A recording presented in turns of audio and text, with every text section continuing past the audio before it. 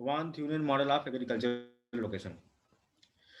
तो इस मॉडल, ये मॉडल जिस मॉडल पर आधारित है, मतलब मॉडल मॉडल पर आधारित है ना, तो पहले उस मॉडल को भी थोड़ा सा देख लेते हैं ताकि ये मॉडल हमें और अच्छे से समझ में आ जाए।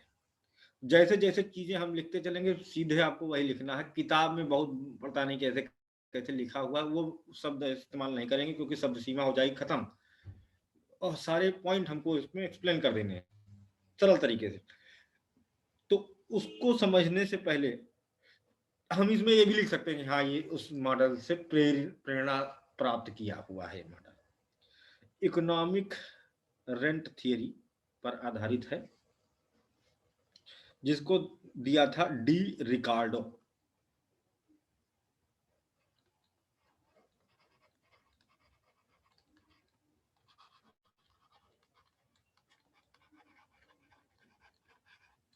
इसने दिया है डी रिकार्डो ने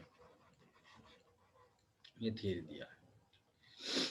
आर्थिक लगान का सिद्धांत।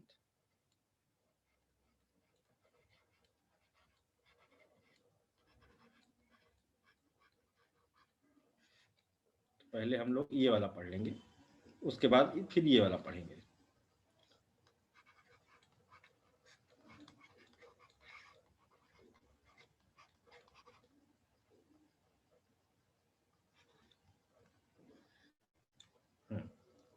आर्थिक लगान का सिद्धांत ये है क्या? बड़ा ही सरल सा है।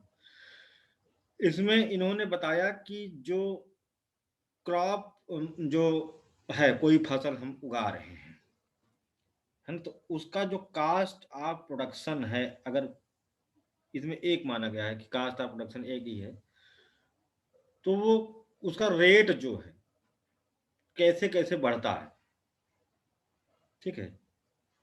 लोकेशनल रेंट में किस प्रकार से वृद्धि होती है, वही चीज इधर इन्होंने दिखाया है कि डिस्टेंस वगैरह, ट्रांसपोर्टेशन कास्ट, ये सब चीज करके इन्होंने ये सिद्धांत बताया।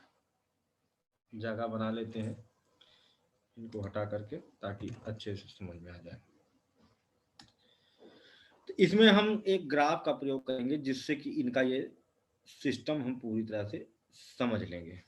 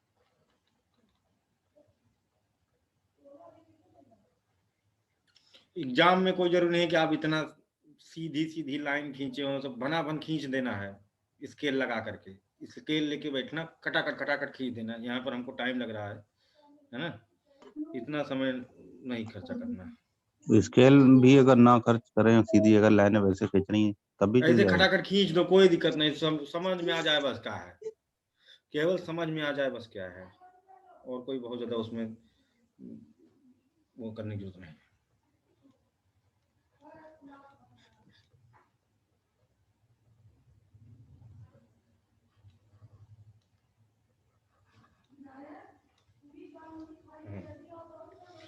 अब यहाँ पर जो पहली बात आती है, इसमें देखिए डिस्टेंस को दिखा रहा है। डिस्टेंस जैसे कि इसको मान लीजिए 5 किलोमीटर कर लें, इसको हम 10 किलोमीटर मान लें, है, और ये 15 किलोमीटर मान लें। दूरी ऐसे ही बढ़ते चली जाएगी, ऊपर का चाहे तक खींच दो, एक लेयर और बनाना चाहता और बना दो, उसमें कोई दिक्कत नहीं।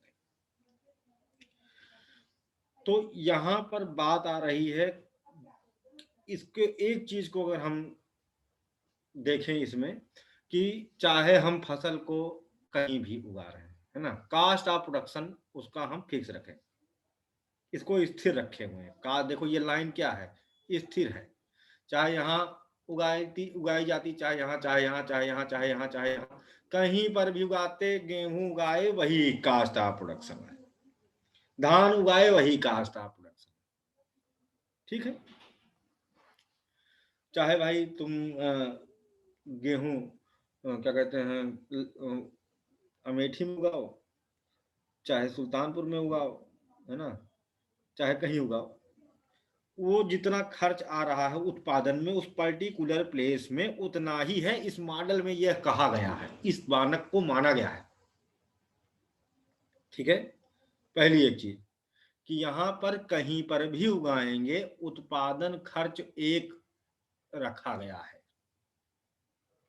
इसलिए यहां पर सीधी रेखा को इसमें प्रदर्शित किया गया है कि उत्पादन खर्च में अप डाउन नहीं हो रहा है।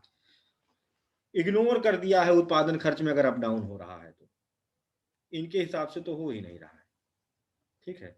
अप डाउन वो फिक्स है, अगर फिक्स है, अगर फिक्स है ना, अगर फिक्स है तो फिर ये क्या मामला है। तो यहां पर जो परिवहन शुल्क है वो क्या है, जहां से प्रोडक्शन आपने किया, उत्पादन किया, वहां से ये दूरी बढ़ती जा रही है, ठीक है। वहां से क्या है, ये दूरी है, ये कास्ट ऑफ प्रोडक्शन है जो यहां तक लगा, उससे ऊपर प्रॉफिट कमाना है आपको। अब उसका रेट कैसे बढ़ेगा, ये चीज ये यहां पर बताता है। तो अगर 5 किलोमीटर दूर ले जा करके आप जो है बेच रहे हो, अपना जो सामान है पहुंचा रहे हो, तब जाहिर सी बात है ट्रांसपोर्टेशन चार्ज जो होगा उसमें ऐड होगा, जैसे जैसे दूरी बढ़ती जाएगी, ट्रांसपोर्टेशन चार्ज एक बहुत मेजर चार्ज होता है, एक बड़ा खर्चा होता है, ठीक, काफी महंगा सामान पड़ जाता है ट्रांसपोर्टेशन चार्ज के कारण, बहुत हैवी होता है ये। किसी भी प्रोडक्ट की कीमत ट्रांसपोर्टेशन चार्ज से बहुत अधिक रेगुलेट होती है, यह सही बात भी है। और इस मॉडल का जो आधार है वो यही है कि किसी भी प्रोडक्ट का जो प्राइस होता है, किसी भी प्रोडक्ट का जो लाभ भी अगर अर्जन कर रहे हो तो बहुत ही ज्यादा वह रेगुलेट हो रहा है ट्रांसपोर्टेशन कास्ट। और यही चीज आगे वाले मॉडल में भी हमको पढ़ने को मिलेगी, ठीक है। तो जैसे 5, मान लो इसका उत्पादन जो खर्च है वो कुछ भी ला लो, मतलब ए है, वो सब जगह फिक्स है, लेकिन यहां पर उसको वही रेट पर नहीं मिलेगा, यहां पर वही सेम चीज इनको उसी रेट पर नहीं मिलेगी, और यहां पर वही सेम चीज इनको उसी रेट में नहीं मिलेगी। क्या, किस रेट में मिलेगी? 5 किलोमीटर है मान लो ये दूरी है, तो ट्रांसपोर्टेशन चार्ज ऐड हो गया तो 5 रुपए उसमें एक्स्ट्रा ऐड हो गए, यानी हो जाएगा A+5, है ना, A+5। अब ये मान लो 10 किलोमीटर है, तो यहाँ पर खर्चा हो जाएगा उसका 10 रुपए का, और ये हमने 5, 10, 20 रखा है, आप जो भी चाहो यहाँ कर सकते हो, उसमें कोई दिक्कत नहीं। 50, 100, है ना, 150 कर सकते हो अपनी मर्जी से, यहाँ पर कोई किलोमीटर भी अपनी मर्जी से तुम लिख सकते हो। मॉडल में ये सब आपको केवल समझाना होता है, बस बाकी बात ये हमने रेफरेंस पर्पज से इसको रखा हुआ है, कोई उसके लिए नहीं 5 ही 10 पीस होगा, ऐसा कुछ नहीं होता है, ठीक है। मान लो ये ए है 5 रुपया या 2 रुपया या जो भी है, तो यानी यहाँ पर क्या हो जाएगा इस डिस्टेंस पर, इसको क्या प्राइस पड़ जाएगी, 5 + 5 यानी 10 रुपया, ठीक है। और यहाँ पर क्या पड़ जाएगी, ट्रांसपोर्टेशन चार्ज इंक्रीज हो गया है, देखो यहाँ पर इसको पड़ेगा वही सामान 10, 5, 15 रुपए का पड़ेगा, है ना, ये 10 रुपए का इजाफा हो गया, 5 उसका उत्पादन खर्च है प्लस वो 10 हो गया।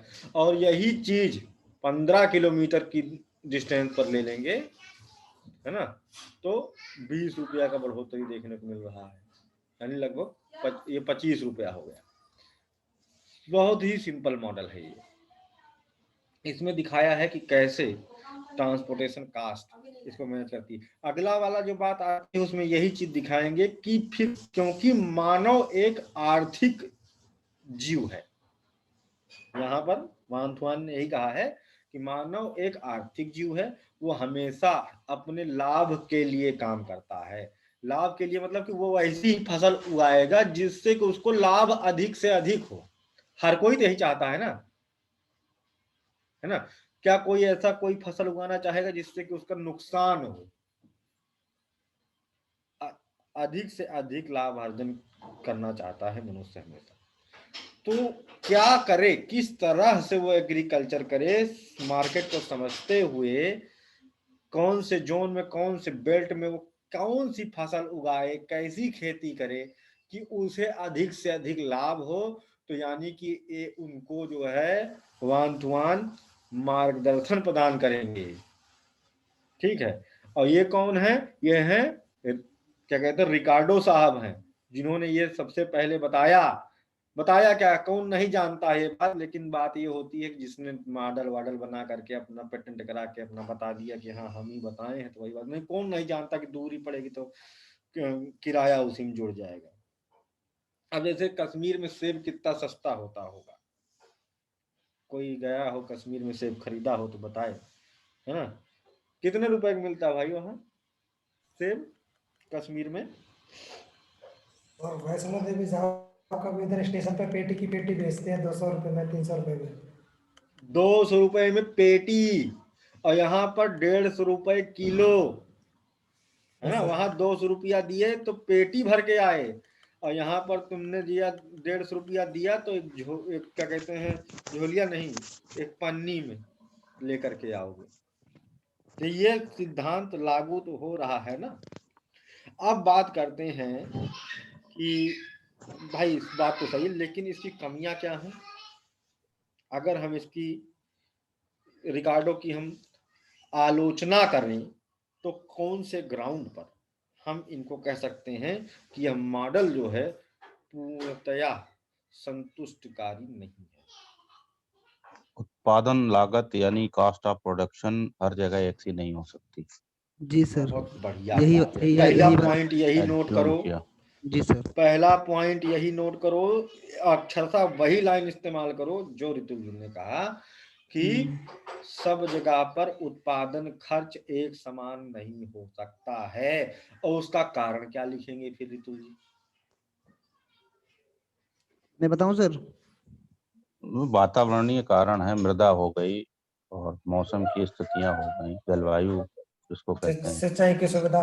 बहुत हाँ, वो यही सारी चीजें हैं। बहुत बढ़िया, बहुत बढ़िया, बहुत अच्छा समझ रहे हो। हाँ राइट। यहाँ पर पहली चीज तो है कि टाइप ऑफ सॉइल को पूर्णतया इग्नोर किया।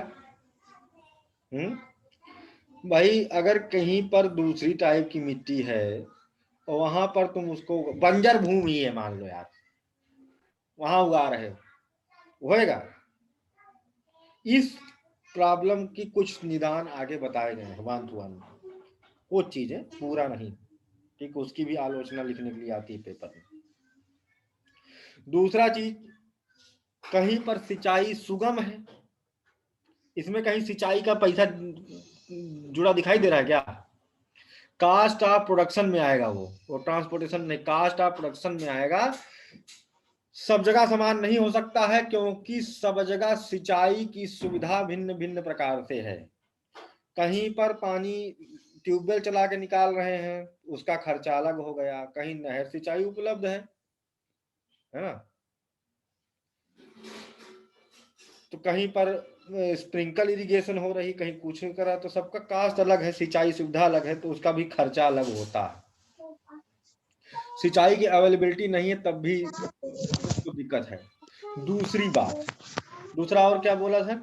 इसमें सर जलवायु, जो सरकारी सहायता है, मतलब सरकार की जो नीति है ये भी तो प्रभावित कर सकती है। बहुत बढ़िया। सरकारी सहायता नीति जलवायु, हाँ राइट। दूसरा बात लिखे जो इन्हीं ही बोला, जलवायुवीय दशाओं में भिन्नता है, अलग अलग जगहों पर अलग अलग क्लाइमेटिक कंडीशन है ना, अलग अलग जगहों पर अलग अलग क्लाइमेटिक कंडीशन देखने को मिलती है। डिजास्टर्स होते हैं, प्राकृतिक आपदा, हालांकि वो सर्टेन चीज है, उसको तो मॉडलों में स्थान नहीं दिया जाता है ना।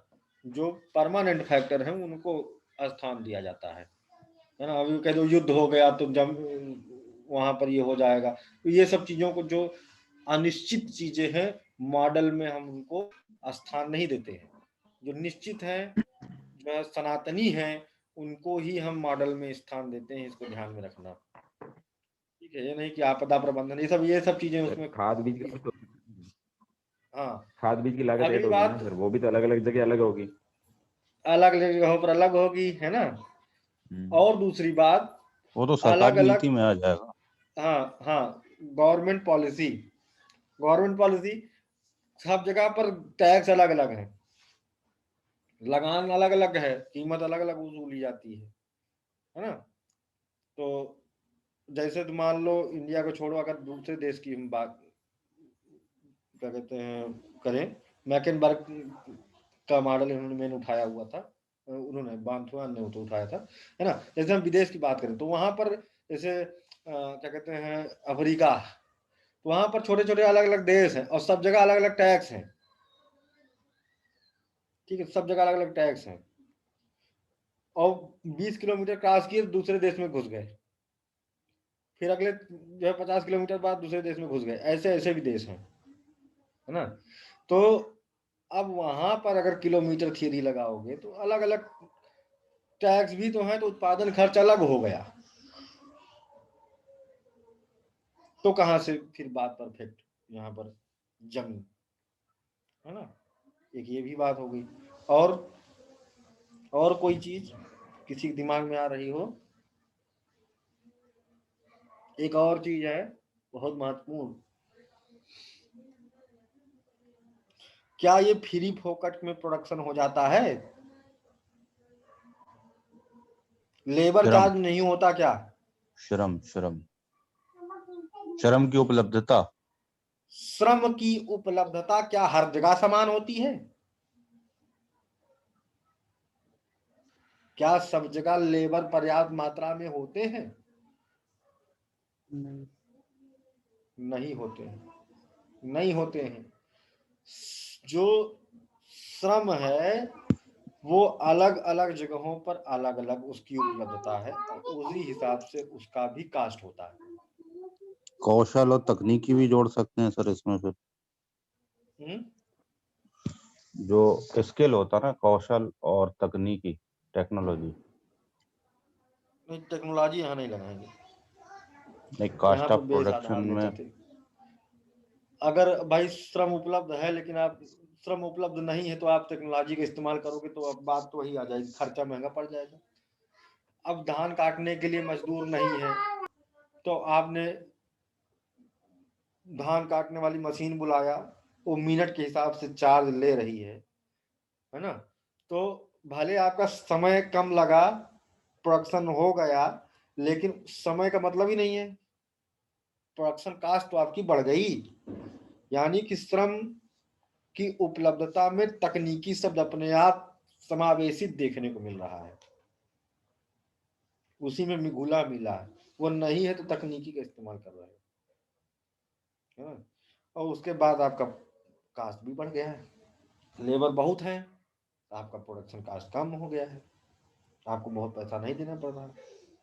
ठीक है, तो ये सब चीजें हैं जिसके ग्राउंड पर हम इस मॉडल की आलोचना कर सकते हैं। लेकिन जो इसका आधारभूत सिद्धांत जो इसने परिवहन वाला बताया, ये लोगों को एक आइडिया देता है कि कहाँ पे क्या करना चाहिए।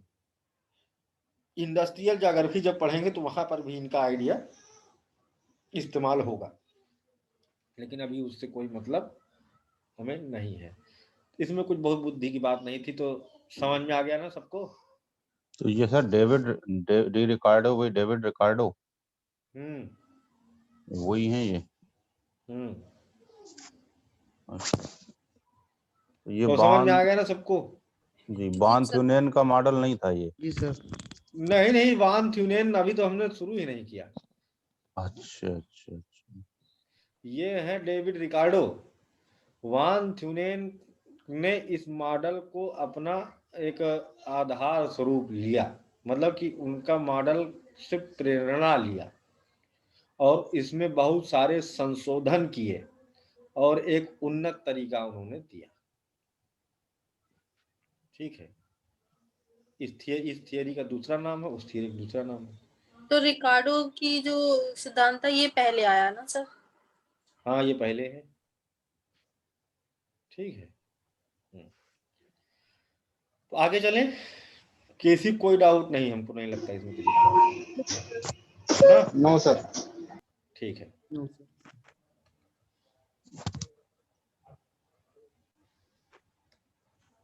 अब अगला हमारा सिद्धांत है, मुख्य सिद्धांत। ठीक है, locational theory of agriculture, one Thünen वाला मॉडल। नीचे लिख लेता हूँ, सही रहेगा, ज्यादा यही पूछे जाते हैं।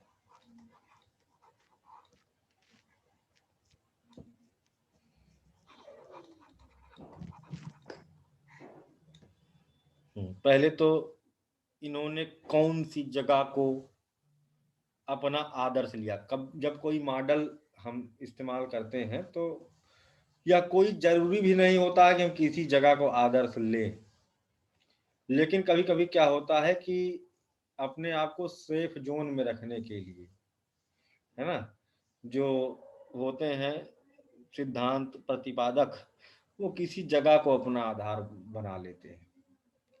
इससे क्या होता है कि वो कहते हैं हाँ भाई हम तो यहाँ के बारे में बताए, जैसे सेफ जोन में चलने की, बाकी वो बाकी देशों में भी, बाकी जगहों पर भी सब जगह लागू होता है, ऐसा कहने का प्रयत्न करते हैं कि मैंने यहाँ मॉडल उठाया, लेकिन ये मॉडल बहुत मतलब कि विश्वव्यापी है, सब जगह ये सिद्धांत लगता है।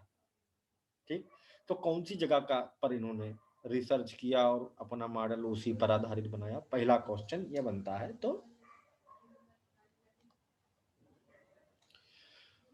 जर्मनी के मैक्लेनबर्ग, ठीक है,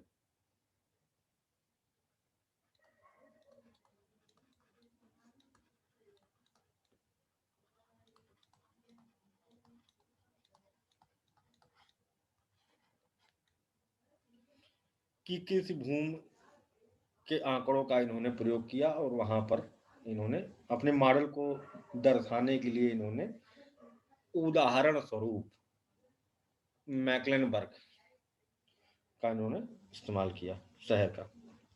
ठीक है, और इस मॉडल से इन्होंने बताने की कोशिश क्या किया है। ठीक है, कृषि अवस्थिति मॉडल शब्द से ही पता चलता है कि मनुष्य जो है कौन सी फसल मार्केट से कितनी कितनी दूर पर कौन सी फसल उगाए कि उसे मैक्सिमम प्रॉफिट हो, ये इन्होंने बताने की कोशिश करी। इन्होंने सजेशन दिया कि आप, इन्होंने कई सारे रिंग बनाए और उसके आधार पर बताया कि आप ये फर्स्ट क्या कहते हैं हो, रिंग में हो, सेकंड में, थर्ड में, फोर्थ में, फिफ्थ में, सिक्स्थ में, है ना। तो कौन 6 बताया, इन्होंने 6 रिंग सिस्टम बताया हुआ। तो अभी उसको हम बनाएंगे, पहले सिद्धांत समझ लेंगे तब बनाएंगे। ठीक है, तो कौन सी फसल वहां पर उगाया जाए तो ज्यादा प्रॉफिट होगा, अगर ऐसा नहीं करोगे तो नुकसान में जाओगे, है ना। अगर इनके सिद्धांत का फॉलो करोगे तो प्रॉफिट में रहोगे, नहीं तो नुकसान में जाओगे। और मानव उसी आधार पर काम करता है जिससे उसको प्रॉफिट हो, नुकसान के लिए कोई काम नहीं करना चाहता भाई। ठीक, तो इन्होंने जो दूसरी बात कही वो ये कहा कि बाजार से दूरी बढ़ने के साथ कृषि भूमि उपयोग में परिवर्तन होता है। ठीक है, बाजार से दूरी बढ़ने के साथ, है ना, क्या होगा, कृषि भूमि में, कृषि भूमि में नहीं, कृषि भूमि उपयोग में, कि वहां पर क्या उगाते हो ये सब जरूर, कृषि भूमि में नहीं, कृषि भूमि उपयोग में परिवर्तन होता है, होता जाता है।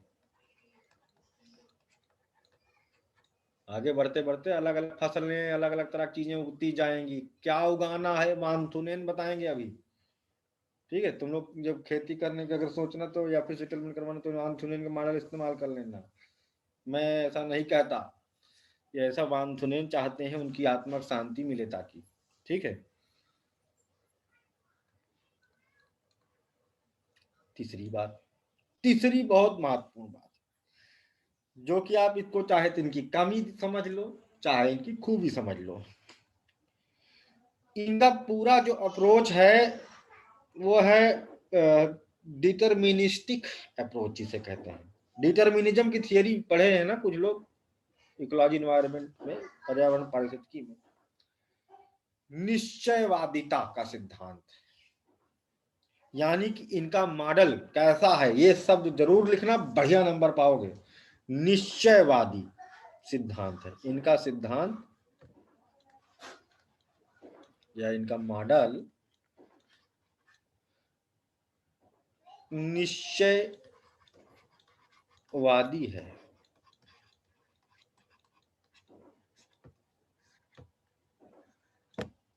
ठीक, डिटरमिनिस्टिक अप्रोच का मतलब क्या होता है, इसको जो है बताएंगे हमारे बाबा।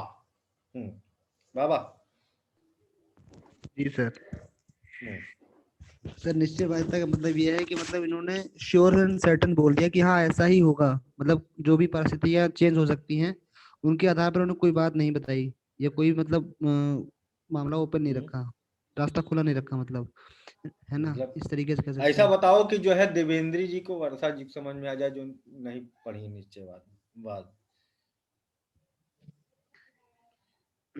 निश्चयवाद में मतलब से यही मतलब है ना कि कोई भी घटनाएं जो घटने वाली हैं उनके बाबा की तरह उनके बताओ, बाबा की तरह। हाँ हाँ, उनके हम्म, भविष्य को मतलब भविष्य में मतलब क्या हो सकता है, जैसे मान लीजिए कि मगर कल की बात हम करें, मान लीजिए कल सुबह है, सुबह होनी है, तो उसमें मान लो धूप निकलेगी या बादल होगा। ये दो कंडीशन ऐसे में हो सकती हैं, या हो सकता है कभी कभार बरसात भी हो जाती है। लेकिन इन्होंने क्या कह दिया कि नहीं नहीं, कल तो सुबह धूप ही निकलेगी, बादल का या बरसात का कोई इन्होंने मतलब मामला रखा ही नहीं। इन्होंने मतलब निश्चयवादिता में ये चीज काफी होती है। सही समझा रहे हो। हाँ, ये चीज होती है, मतलब पूरा श्योर कर दिया कि अपना पूरा पक्के पे है कि नहीं ऐसा ही होगा। ठीक है, ये हाँ होता है हाँ निश्चयवादिता। लेकिन हाँ तथास्तु। स्थितियां बदल भी सकती हैं। ठीक है, हाँ मतलब धूप भी निकल हाँ सकती है, बरसात भी हो सकती है, और बादल भी हाँ हो सकते हैं, है ना। हाँ ये जो हकीकत है। हाँ। कथन पे मतलब कारण तुमने निश्चय। कहा कि वर्षा आएगी, आएगी ही आएगी क्लास में, हाँ, आएगी ही है ना, वही वही बात है, हाँ सर। लेकिन नहीं आई, हम्म, है ना, जी नहीं सर। आई, नहीं आई क्लास पे। लेकिन तुमने कहा नहीं, आएंगी ही आएंगी वर्षा, निश्चयवादी।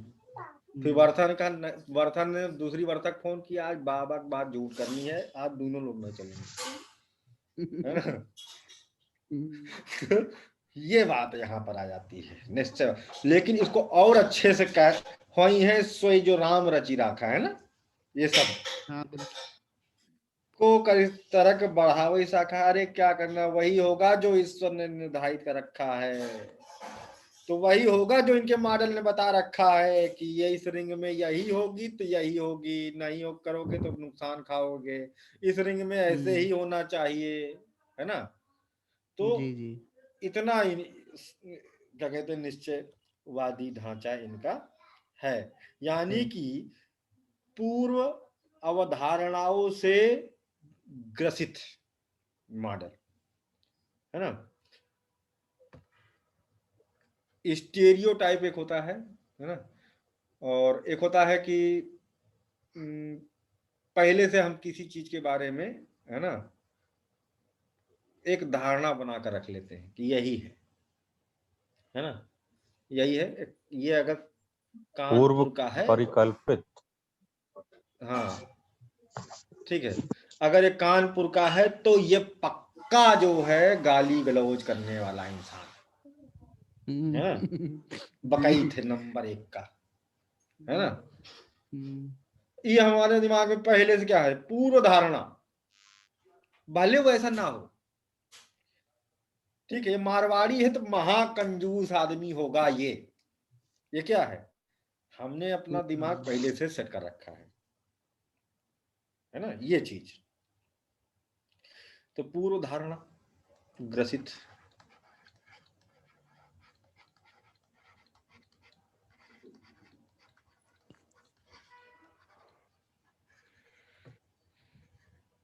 तो इसी में इनकी सर पूर्व आलोचना शुरू हो धारणाएं गई। क्या है।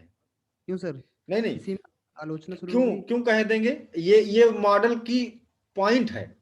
अच्छा अच्छा। इसको तुम आलोचना में, क्यों पूर्व धारणा क्या गलत चीज नहीं होती, अच्छा ही होता है। पाकिस्तानी है, बिल्कुल, मैं तो मेरा एकदम क्लियर है, ये है बम बम लेके आया है, अब मैं जाऊंगा उसको कल्पना में आतंकवादी है। हाँ है ना, हम रिस्क नहीं लेंगे, हम फिर मैदान पे चलेंगे।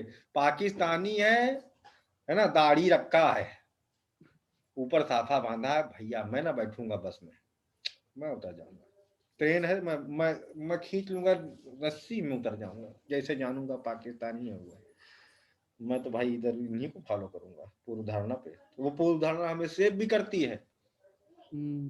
कोनो भरोसा, उड़ा दे, है कि नहीं, सुसाइड बॉम्बर, है ना, मन क्या इंतहारी तो उसमें तो पूर्व धारणा काम भी करती है कभी कभी, ऐसा नहीं है। जी जी। हाँ, तो इनकी पूर्व धारणाएं हैं क्या क्या, ये इनके मॉडल के पॉइंट्स हैं। नहीं, मैं गजेंद्र जी को नहीं बोल रहा हूं, हम बता रहे हैं कि लोगों की अवधारणा, ऐसा लोग जो है सोचते हैं। जैसे कोई अगर ऐसे अपने ही देश का क्या कहते हैं, अगर बड़ी बड़ी दाढ़ी, कुर्ता, है ना, और साफ माथा बांध के जालीदार तुम्हारे टोपी। बगल बैठ जाए पठान टाइप का, तो वो भले कितना हूँ अच्छा आदमी हो, उसको कई लोग, अगर कोई अंग्रेज है तो उठ के वहां से दूसरी सीट पे बैठ जाएगा, बस में उसके बगल नहीं बैठेगा। अब भले, अब अरे भैया अगर मान लो बम लेकर के ही बैठा है, वो बम फोड़ेगा तो क्या उसी की सीट उड़ेगी? है जब सीट से उठ के दूसरी जगह बैठ गए हो, है ना। अमेरिका अभी में क्या है नहीं, कि अमेरिकन एयरपोर्ट पे वहां भी हाँ तो जामा अभी क्या, तलाशी लेते हैं। बिल्कुल बिल्कुल, मुस्लिम जो जाते हैं बेचारों का जो है पूरा कपड़ा उतरवा लेते हैं अमेरिकन लोग, ऐसा जो शाहरुख है खान। सिस्टम रखते हैं। ये भी तो धारणा है, जबकि वो भले सीधा आदमी हो, शाहरुख खान तक के कपड़े उतार लिए। शाहरुख खान सीधा आदमी थोड़ी है सर। नहीं सीधा नहीं, आतंकवादी तो नहीं है ना। अरे है सर, बहुत नालायक आदमी है तो नालायक, हम तो उसकी मूवी तक नहीं देखते कभी, जो है फंडिंग ना। करे पाकिस्तान को, तो आतंकवाद आतंकवादी सेवा है। करता है। वो आतंकवादी है। हम्म ठीक है। तो ये होती है, कहने का मतलब ये है पूर्व धारणा। अभी कितना इसका प्रभाव देख लो कि कोरोना टाइम पीरियड में ऐसा हुआ था कि अगर मुस्लिम है तो पहले लोग सोचते थे ये कोरोना पॉजिटिव है, मतलब सरकार भले उसकी जांच नहीं करी है कुछ, लेकिन अगर मुस्लिम है तो देखते ही अरे भैया ये कोरोना पॉजिटिव है। क्यों? क्योंकि शुरुआत में क्या हो गया था, कोरोना जो फैला था, जमात। जमात के लोगों से फैल रहा था। जमात से आए थे, जमात जमात से। जमात, वो जमाती, अरे जमाती है ये, है ना। गांव में किसी का मित्र भी अगर आ गया है मिलने मुस्लिम, तो कहेंगे जमाती को शरण दिया हुआ है, एकदम पूरा घर कोरोना पॉजिटिव, भैया उनके यहाँ नहीं जाएगा कोई। यहाँ तक आ गए ये थे बात कह जमाती। रहा हूँ मैं, हाँ ये बात कह रहा हूँ, ये होती है सर पूर्व धारणा। यही हुआ था, यही घटना हुई थी सर उधर। सर सबसे ज्यादा तमिलनाडु में आए थे सर जमाती, पता है सर, और हमारा बाहुल्य क्षेत्र है, तो इतना वो हो गया था कि क्या पता, हम बाहर ही रहते थे, उनके टचेबल थे और हमारे पड़ोसी थे। अच्छा। तो मार्च का महीना, अप्रैल का महीना, तो घर से बाहर निकलना ही बंद हो गया था। हाँ अच्छा, अब बात करते हैं कि इनकी पूर्व धारणा है क्या क्या, इनका इमेजिनेशन देखते हैं क्या क्या है। इनके हिसाब से कि जो मार्केट होगी, मतलब कि जहां पर बाजार है, जो मार्केट है ना, मार्केट, वो एक ही बाजार है बस, ठीक है, मतलब एक ही मार्केट है, दूसरी मार्केट नहीं है, एक सिंगल मार्केट,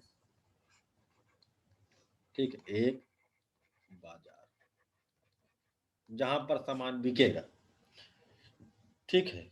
दूसरी बात, दूसरी बात इनके मॉडल में जहां पर उत्पादन हो रहा है फसल का, वो बस एक ही मात्र रिंग है, मतलब रिंग मतलब नहीं, मतलब एक ही मात्र सप्लायर है इस बाजार को, वो इससे जुड़ी हुई जो कृषि पेटी है वो, मतलब इस बाजार को अगर अनाज चाहिए, सब्जी चाहिए, दूध चाहिए, मीट चाहिए, फल चाहिए, लकड़ी चाहिए, तो बस जो कृषि पेटी इससे जुड़ी हुई है वही इसको सप्लाई करेगी, दूसरी नहीं। हमारे राहुल बाबा जो जहाजिया से मंगा रहे हैं वो कहाँ गई? जो क्या कहते हैं, जहाज से हम पहुंचवाएंगे मार्केट में सामान दूसरी जगह से सस्ता, वो कॉन्सेप्ट नहीं है भाई ये।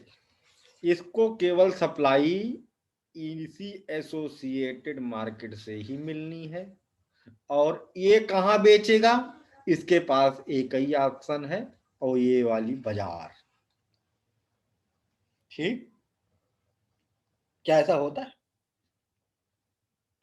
क्या ऐसा है वाकई में? कभी नहीं होता। नहीं, नहीं होता ना, ऐसा तो नहीं होता। जी। लेकिन पहले ऐसा होता था, ये इन्होंने मॉडल अपना मॉडिफाई भी किया बाद में। जब शुरुआत में परिवहन के साधन नहीं होते थे, है ना, और पूरी डिपेंडेंसी होती थी अपने ही जुड़े हुए क्षेत्र से। एकदम आइसोलेटेड स्टेट के बारे में ये मॉडल दिखा रहा है।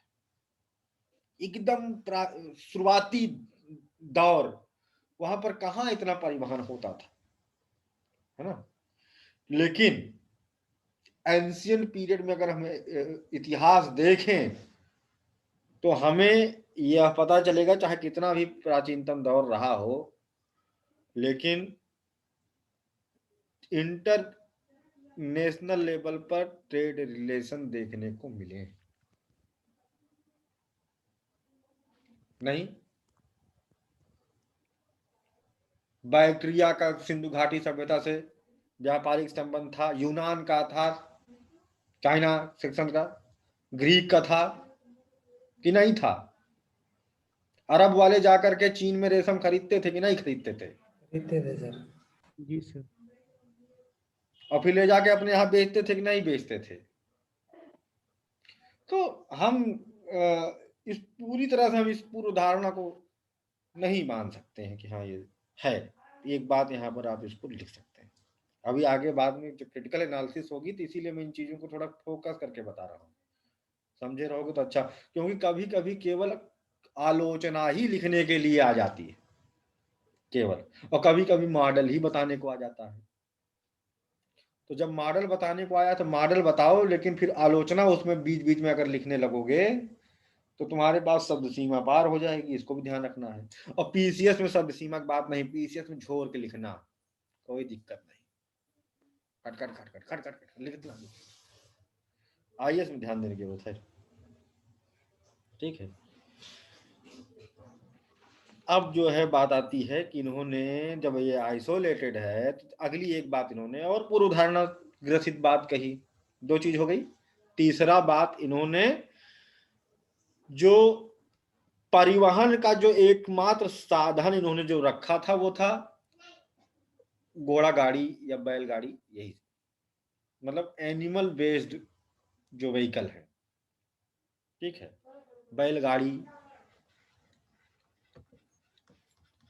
या घोड़ा गाड़ी,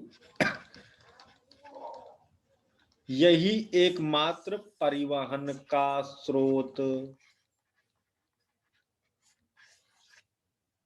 अब बताइए, एकदम एकदम खस्ता हाल वाले जगह के इमेजिनेशन कर लो, एकदम मतलब जहां पर डेवलप नहीं है, इंडस्ट्रियल हाईवे नहीं है, मतलब शुरुआत हो रही है धीरे धीरे, आइसोलेटेड है। तो क्या वाकई में उस कंडीशन में भी परिवहन का एकमात्र स्रोत बैलगाड़ी या घोड़ा गाड़ी ही होगा, भैंसा गाड़ी होगा, गधा गाड़ी होगा? यहाँ बैलगाड़ी घोड़ा गाड़ी का मतलब ये नहीं कि बैले गाड़ी घोड़ा गाड़ी, गधा गाड़ी भी, खच्चर गाड़ी रख लो, हम तो जो भी तुम्हारे पास जानवर है, एनिमल फेस व्हीकल कहेंगे यही। क्या ये बात सही है? हो सकता है सही हो। प्रथा मिश्रा जी, इस बात में दम है क्या? थोड़ा लग तो रही है। एकदम पुराने समय में चले जाओ, एकदम पुराना, जब बैले गाड़ी होता था तो क्या तब भी परिवहन का एकमात्र स्रोत यही है या नहीं? हाँ सर, है, यही था। यही है। हाँ सर। वर्षा द्वितीय है, हाँ सर, यही ऑफिस होगा। में तो नहीं हो, बोल सकती नहीं, हो? घर पर है। अच्छा ठीक है, हाँ बताओ। हाँ सर, यही होगा। बैलगाड़ी यूज करते थे ना इसको परिवहन के लिए। वर्षा वर्षा बहन बहन एक दूसरे कच्चे का कभी कच्चे विरोध नहीं सड़कें करती है। थी पहले, तो इससे ये यूज होता था।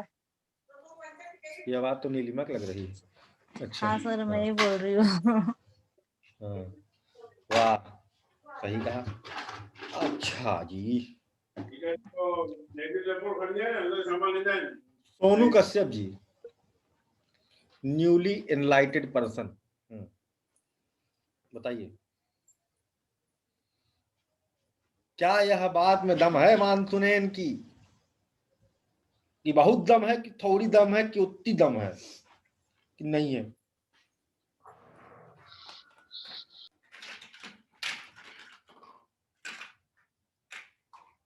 सोनू कश्यप जी नहीं है, हैं, कोई बात नहीं है। ये तो चला गया, हमारे पूछते ही भाग गया, नहीं है। हाँ, गजेंद्र जी आप बताइए, कितनी दम है? बहुत दम है, थोड़ी दम है, उतनी दम है कि नहीं है दम? सर अगर ज्यादा पुरानी बात करें तो ज्यादातर आदमी अपने सर पे यूज करता था, लेकिन जब पहिए के आविष्कार के बाद तो ज्यादातर बैलगाड़ी और मतलब कि जानवर पर ही डिपेंडेंसी ज्यादा थी सर। तो ये पावरफुल बात है सर मेरी तरफ से तो। ओके, राइट, ठीक है। अभी आते हैं हम राहुल जी के पास। जी सर। सर एक जलमार्ग के जरिए से भी किया जाता था ये परिवहन। राइट आंसर, एक्सीलेंट, ठीक है। ये कमी इन्होंने अपने मॉडिफाइड मॉडल में पूरी की, वान थोनेन ने। इस कमी को उन्होंने अपने मॉडिफाइड वर्जन में पूरा किया। लेकिन जो पहला वाला इनका मॉडल था उसमें इन्होंने यही बताया था कि यही है, जबकि ये नहीं है। नदी जो है व्यापार का एक प्रमुख, नदी जो है व्यापारिक मार्ग के तौर पर प्राचीन काल से प्रयोग किया जाता रहा है, हमेशा और बड़े पैमाने पर, क्योंकि यह है सस्ता, सुगम और जल्दी पहुंचाने वाला। क्योंकि इसमें क्या नहीं मिलेंगे, बहुत उच्चावच वगैरह वो सब चीजें, अवरोध कम होगा। नदी सीधे बहती जा रही, नाव बैठे, सामान रखे, लादे, चले गए बढ़िया, नदी के साथ, धारा के साथ बैठते हुए मस्त। लकड़ी काटे, तैरा दिए, लकड़ी पहुंच गई जहां पहुंचना था, वहां आपने उसको, लकड़ी को बटोर लिया। ऐसे तो आज भी व्यापार होता है, नदी में लकड़ी काट करके डाल देते हैं, तैरती हुई चली जाती है। तो ये एक जो है अच्छा चीज इन्होंने अपने में मिस किया।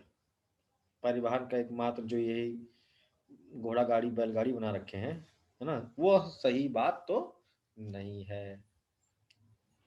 चलो ठीक है, इतनी बात समझ में आ गई बहुत अच्छे से। अगली पूर्वधारणा,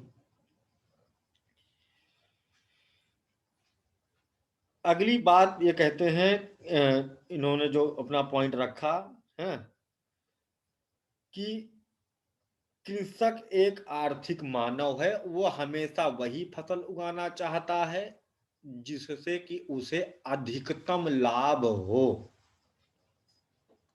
ये सब जरूर लिखना। कृषक एक आर्थिक मानव है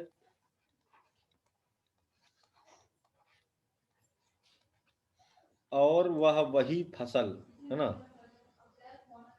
और वह वही फसल उगाना चाहता क्या है या उगाता है जिसमें उसे अधिकतम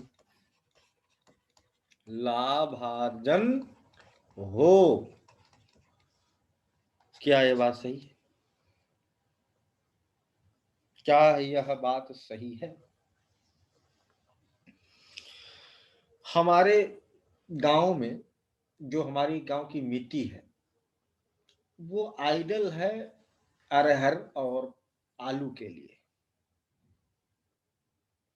ठीक है, शुगर केन के लिए बहुत अच्छी मिट्टी है, दोमट मिट्टी मस्त, सर्वोत्तम। बहुत बड़े पैमाने पर क्या कहते हैं, पहले प्रोडक्शन होता भी था, लेकिन अब पूरा का पूरा हमारा एक गांव नहीं, कम से कम 8-10 गांव तक प्रोडक्शन होता था। जब मैं बचपन में था तब मैं आलू खोदने जाता था, मुझे आज भी याद है, और गन्ना भी तोड़ के खाता था। लेकिन आज वो दृश्य मेरे 8-10 गांव में नहीं दिखाई देता है। धान और गेहूं, धान और गेहूं, धान और गेहूं। ठीक। तो ये ऐसा नहीं कहा जा सकता है कि व्यक्ति हमेशा वही फसल उगाता है जिससे उसे अधिकतम लाभ हो। मिट्टी है, क्लाइमेटिक कंडीशन है, सब कुछ है, लेकिन नहीं उगाते। कुछ और भी चीजें इसमें ऐड कर सकते हो अगर कोई ऐड करना चाहे। सर कभी कभी ऐसा होता है कि मान लीजिए मिट्टी हमारी उपजाऊ नहीं है, या मान लीजिए कि हमें पता है कि हमें धान से फायदा होगा, ठीक है, लेकिन मिट्टी की उर्वरता बनी रहे इसके लिए हम वहां पर फसल बदल बदल देते हैं उस समय, है ना। तो नहीं, ऐसा भी फसल तो चक्र तो उन्होंने बताया है, ये बात नहीं, हम्म, याद नहीं है। अधिकतम, हाँ, ये फसल चक्र भी करेंगे तो अधिकतम लाभ वाली फसल उगाएंगे, ये भी तो बात है। नहीं, कभी कभी सिर्फ मिट्टी की उर्वरता बनाए रखने के लिए हम लोग दूसरी फसल उगा देते हैं, मिट्टी बेकार ना हो हमारी, फायदा हो चाहे थोड़ा कम हो। नहीं नहीं, वो बात नहीं, उसको उन्होंने शामिल किया है अपने मॉडल में। अच्छा। इनकी बात ये थी सर, अगर कहीं पर जो अगर अरहर की दाल का रेट अच्छा चल रहा है तो कृषक अरहर की दाल ही उत्पादित करेगा, या गन्ने का अच्छा रेट चल रहा है तो गन्ना ही उगाने की कोशिश करेगा, लेकिन उसके साथ और कंडीशन जैसे मृदा की स्थिति है, वहाँ की जलवायु की स्थिति है, उनको अनदेखा किया है। ये हो सकता है पॉइंट। हाँ, भेड़ अरे चाल। हम शौक में कोई फसल क्या नहीं उगाते हैं, फूल की खेती कर डाला या कुछ और उगा डाला। बहुत सारे लोग हैं कहते हैं पुदीना उगा दिया है, लो चना बो दिया शौक में है? तो शौकिया चीजें भी होती हैं, बाकी ये कोई वो नहीं है कि नहीं वो उगाएगा ही, हमेशा वो अधिकतम लाभ वाली फसल ही उगाएगा। ठीक है, नहीं ऐसा नहीं है, निश्चित नहीं है।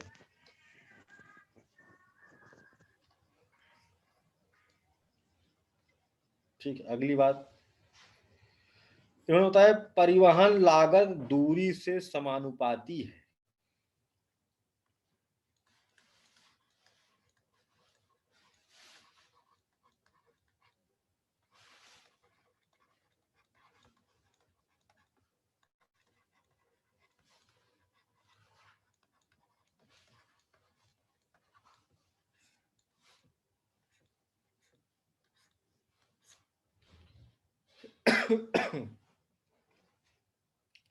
इसका मतलब ये है परिवहन लागत दूरी से समानुपाती है। ये बात किससे टच कर गई? रिकार्डो से, जो अभी आपने पढ़ा पीछे, याद है रिकार्डो? हम्म। हाँ,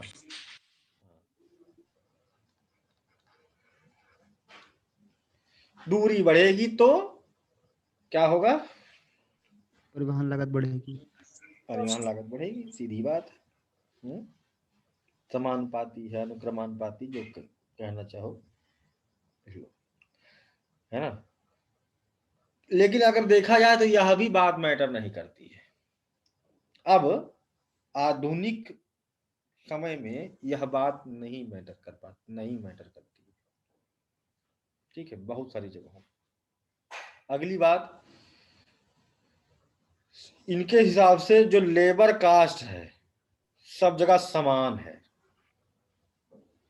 पहले वाला का इन्होंने, यानी कि जो अगली लाइन भी जो मैं बताने जा रहा हूं वो भी रिकार्डो की बात, ठीक। रिकार्डो ने कही नहीं थी, उन्होंने इग्नोर मारा था इस बात को, इन्होंने कह दिया, है ना। क्या? सब जगह, हाँ, यस, सर्वत्र, है ना, श्रम मूल्य यानी लेबर कास्ट समान। सर ऊपर वाला जो पॉइंट आपने बताया है परिवहन लागत दूरी से समानुपाती है और आप कह रहे हैं कि ऐसा इस समय नहीं है, तो ये कैसे नहीं है? थोड़ा बहुत तो सर फर्क पड़ता ही है, पैसा तो बढ़ ही जाता है। अभी अगर हम जो है नदी व्यापार वाली बात करें तो नहीं बढ़ता। इसको ऐसे भी ला सकते हैं सर, जो रेलवे है, रेलवे ट्रांसपोर्ट अगर हम रेलवे कर है, रहे हैं जी, हाँ रेलवे है, उसमें नहीं पड़ता। तो खर्चा नहीं देगा रेलवे, कुछ तो देगा ही। अरे तो लागत क्या की बात हो रही है ना, कास्ट कम नहीं हो जाएगा। एक अपने आप अपनी मोटरसाइकिल आप किसी प्राइवेट व्हीकल पे आप हायर करके भेजो तो नहीं वो उसका अलग मतलब नहीं है, जाएगा। वो मतलब नहीं है, मेरा कहने मतलब समझिए आप। जैसे मान लो बिहार से हम कोई चीज यूपी लेके आ रहे हैं, तो ट्रेन के माध्यम से लेके आ रहे हैं।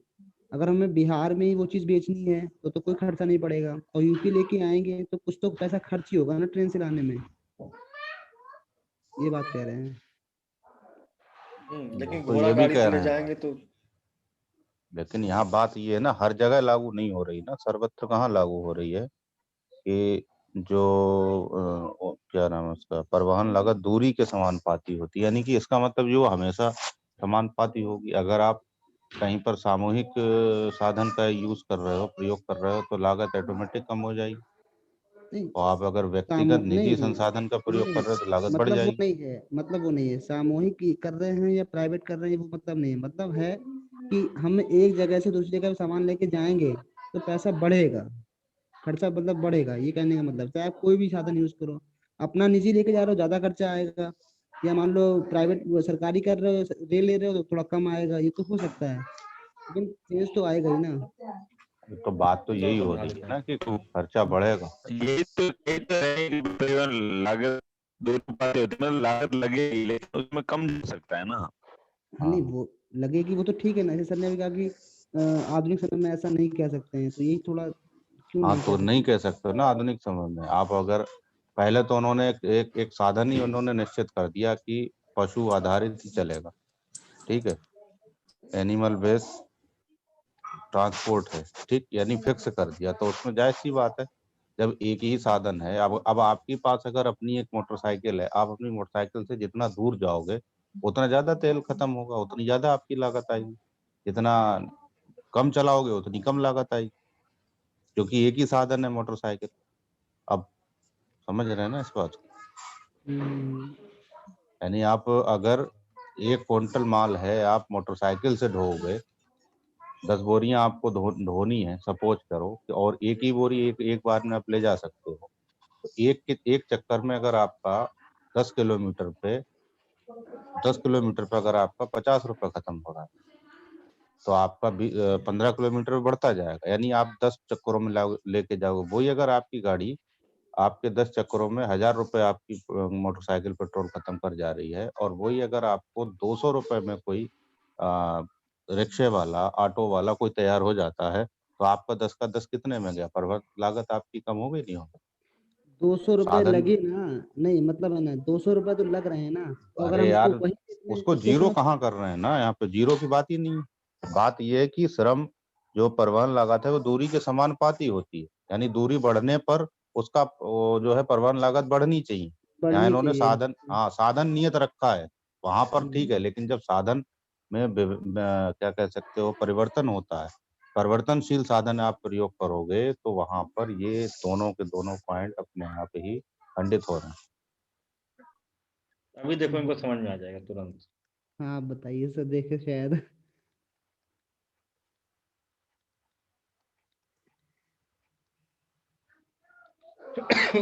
ये देखो point A B C D है, यहाँ से घोड़ा गाड़ी से रोड से आपने सामान पहुंचाया, इसकी दूरी ज्यादा है, इसकी दूरी और कम है, इसकी और कम है, इसकी और ज्यादा है, माल पहुंचाया। लेकिन अभी अगर ट्रेन का इस्तेमाल करते हो, ठीक है, तो वो उसके लिए ये जगह से ये जगह, ये जगह से ये जगह, ये जगह से ये जगह सुगम है, और सर्कल में अपना डिलीवरी देती हुई चली जाएगी, और इतना ट्रांसपोर्टेशन चार्ज नहीं पड़ेगा, है कि नहीं, जो यहाँ पर दिखा रहा है मॉडल। है कि नहीं? आ गया। ये आसान तरीका है। अगली बात ये जितना बुद्धिमानी वाली बातें हाके हैं कि आर्थिक मानव है, उसे सब इनका मॉडल थियरी सब पता, उस किसान को बाजार की जरूरत क्या है, क्या उसको इतना ज्ञान है? लेकिन इनके हिसाब से सब कृषक ब्रह्मज्ञानी है। वो सब पूरा मार्केट, पूरा शेयर बाजार, दुनिया भर का सब पढ़ के बैठे हुए हैं। उनको सब पता है कि मार्केट में क्या चल रहा है, किस चीज की जरूरत है। कृषक परंपरागत कृषि करता रहता है। मार्केट को भांप करके खेती करने वाले कृषक बहुत कम ही हैं। लेकिन इनके हिसाब से कृषकों को बाजार का पूर्ण ज्ञान है, दक्ष हैं। ठीक है, किसान को बाजार की आवश्यकता का पूर्ण आभास या ज्ञान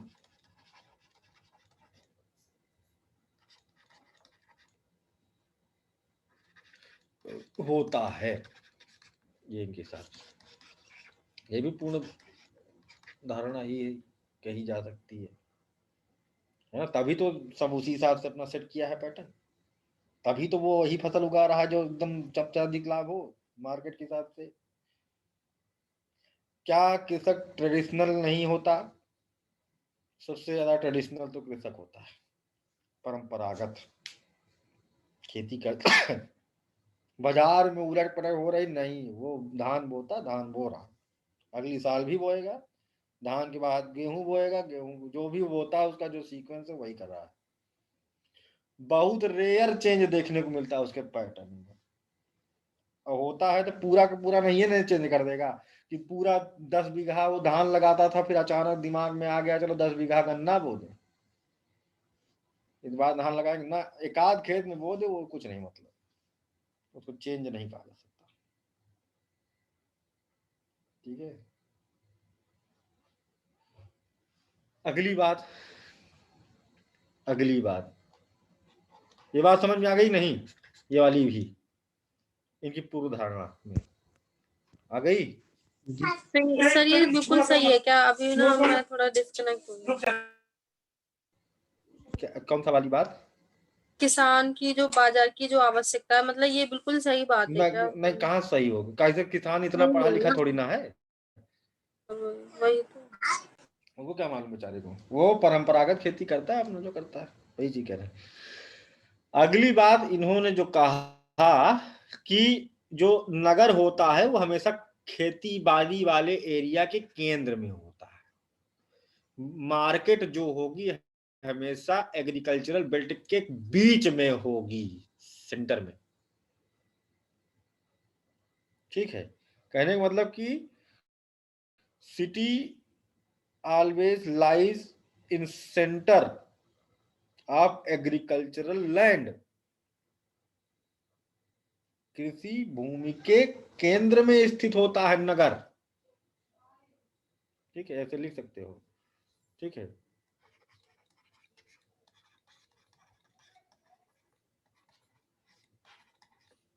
केंद्रीय भाग में स्थित होता है।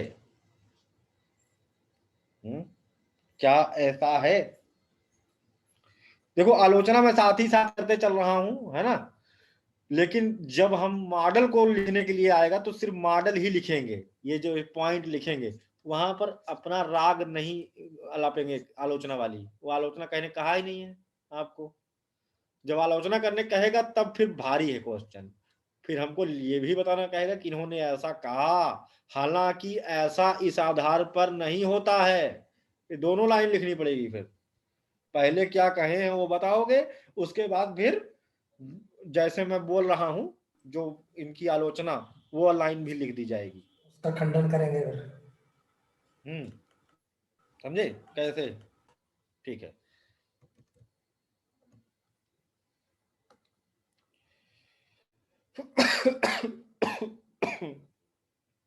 यहां तक तो समझ में आ गया ना भाई? जी सर। जी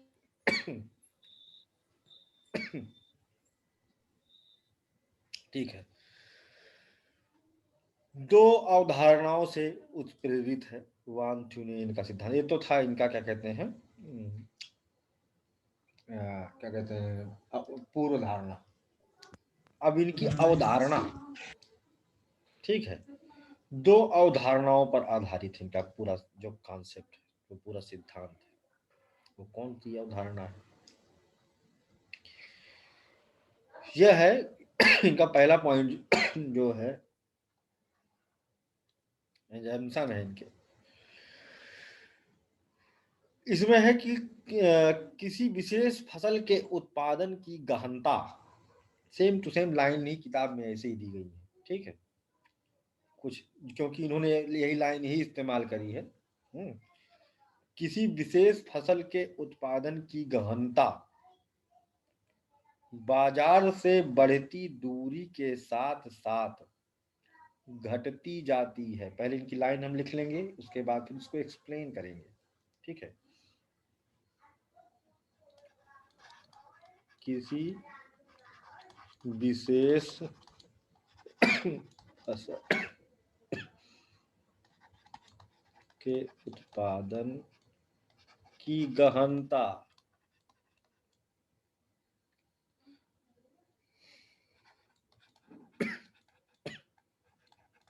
बाजार से बढ़ती दूरी के साथ साथ घटती है।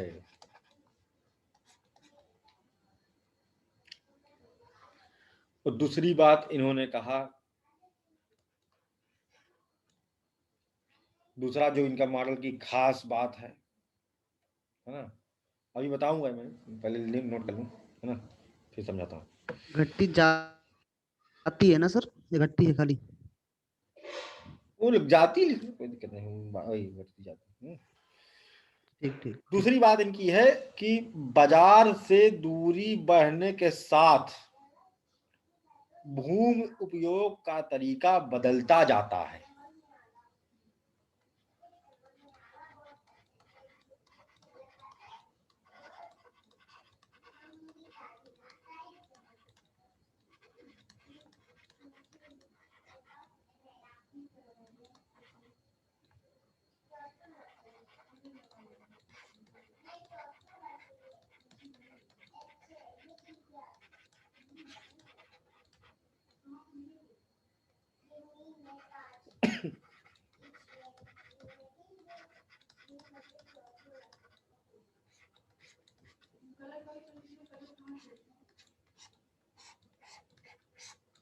ये दो बातें हैं यहाँ पर इनकी अवधारणा।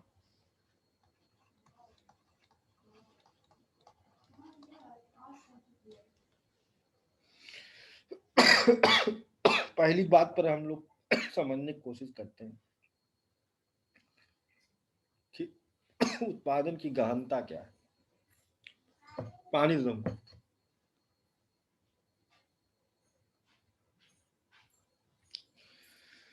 उत्पादन की गहनता क्या है, इसको समझा जाए, है ना। उत्पादन की गहनता से आशय है कि मान लीजिए आपके पास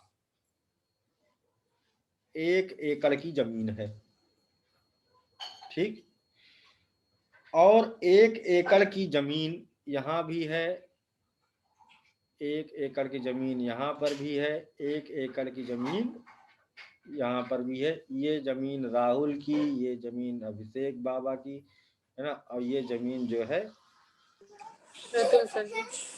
हाँ रितुल जी की है, ठीक। इन्होंने भी गेहूं बोया, इन्होंने भी गेहूं बोया, इन्होंने भी गेहूं बोया, पूरे खेत में बोया, ठीक। तो वान थुनेन के आधार पर, वान थुनेन के आधार पर यहां पर ये बाजार है ना, यहां पर 100 किलो जो है इनको मिला, उत्पादन हुआ, है ना, प्रति हेक्टेयर, है ना, प्रति एकड़ कर लो, एकड़ की बात किए थे, तो इनको 80, इनको 50। ये है गहनता, क्रॉप इंटेंसिटी। इनका कहने है कि जैसे जैसे दूर जाएंगे उत्पादकता घटती जाएगी।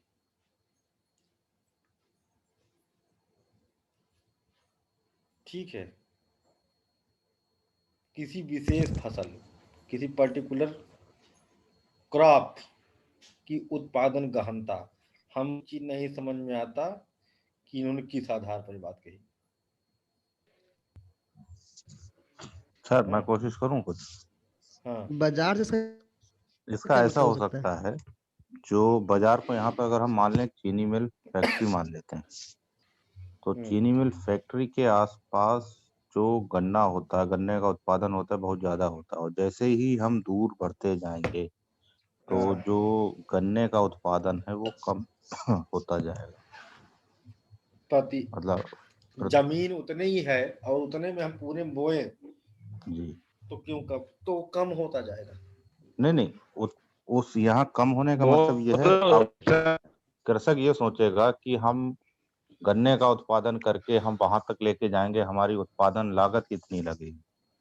लेकिन सर उत्पादन वो तो सेम ही रहे ना, गाँव बोल रहे हैं तो अलग अलग से हुआ। नहीं, अभी जैसे हम इनके कॉन्सेप्ट पे चल रहे हैं तो वो मैं इनकी सोच पे लेके चल रहा हूँ। जैसे इन्होंने कहा कि उत्पादन लागत बढ़ती जाती है, तो इन्होंने ये सोचा होगा उत्पादन लागत जब बढ़ रही, यानी दूरी बढ़ने के साथ उत्पादन लागत बढ़ रही है, तो क्यों ना इसको ऐसा किया जाए कि हम जो शहर के पास जो वहां पर उसकी मार्केट यानी चीनी मिल है, तो चीनी मिल तक हम सुगमता से अपना गन्ना पहुंचा पाए, जल्दी से पहुंचा पाए। तो इसके लिए वहां पर वो कोशिश करेंगे कि हाँ हम गन्ना ही उत्पादित करें। बाकी और दूरी बढ़ेगी तो सोचेगा ठीक है चलो गन्ने के साथ साथ हम कुछ और भी उत्पादन कर लेते।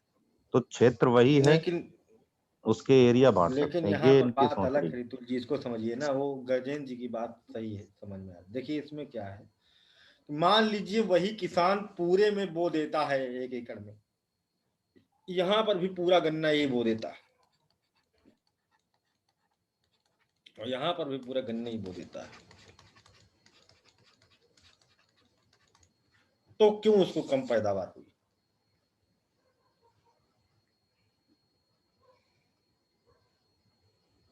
है ना, ये सोचने वाली बात है। यहाँ आपकी अवधारणा में और इनकी अवधारणा में अंतर है। आपकी अवधारणा सही है, इनकी अवधारणा एक अजीब टाइप की है। क्यों? सर रितुल सर वाली सेकंड में बैठ जाती है सर, सेकंड वाला जो है अवधारणा वो सही बैठती है कि हाँ ऐसा हो सकता है। हाँ, वो ये इसमें है, वो ये वाला इसमें कॉन्सेप्ट है इसमें आ जाएगा। जो आप बता रहे हैं ना, वो दूसरा वाली बात है। वो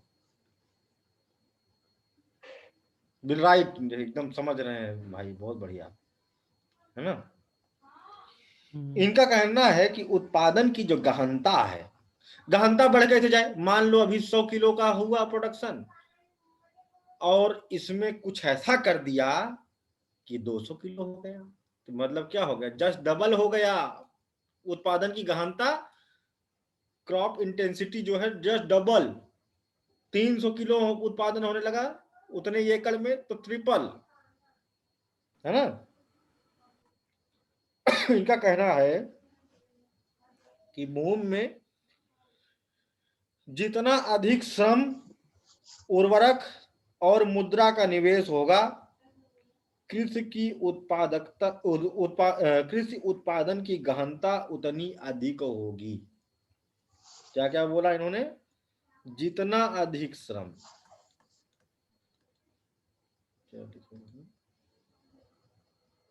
जैविक खाद की उपलब्धता, जितना अधिक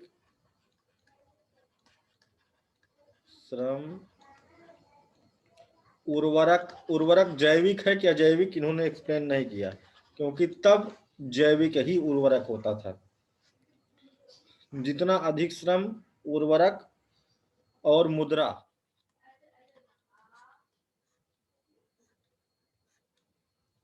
का निवेश होगा, कृषि उत्पादन की गहनता, ठीक है, गहनता उतनी अधिक होगी।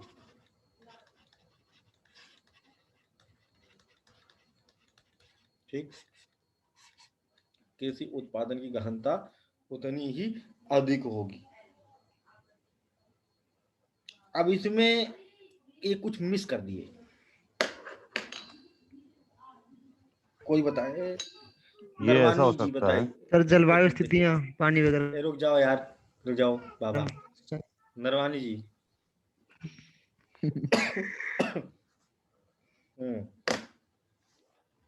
सब कुछ, सबका साथ सबका विकास।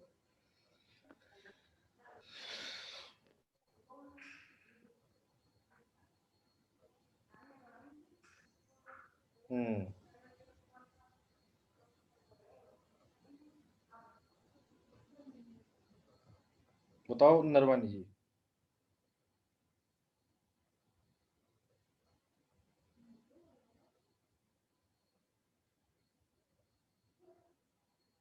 मिश्रा जी, वर्षा मिश्रा जी।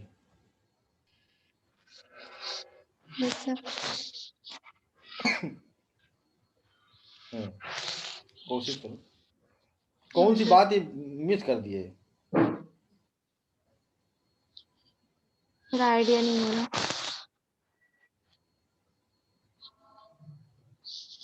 नहीं आइडिया आ रहा है? नहीं सर।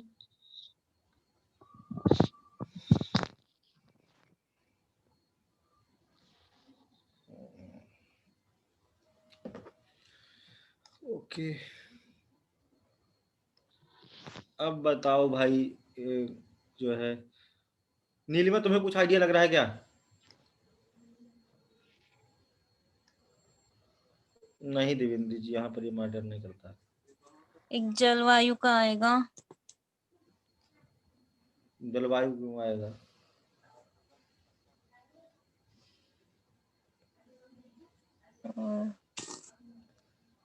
नहीं सर, कोई आइडिया नहीं।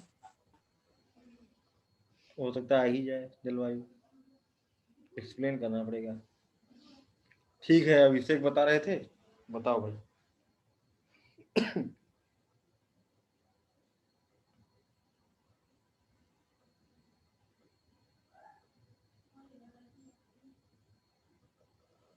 जी सर। सर श्रम। सिंचाई की स्थितियाँ यहीं पर उपलब्ध है या नहीं है, श्रम तो बता दिया गया ना, श्रम डाल दिए। सिंचाई की भी दिक्कतें, मतलब सुना हर जगह समान नहीं है ना, और जलवायु स्थितियाँ हर जगह समान नहीं है, तो ये एकदम सॉइल टाइप हर बात जगह हुई ना। समान नहीं है। जो कमी थी रिकार्डो के मॉडल में, सॉइल टाइप समान नहीं है, पीएच समान नहीं वो यहाँ पर लगाई जाएंगी। रिकार्डो वाले मॉडल में जो कमियां थी, है। जी जी।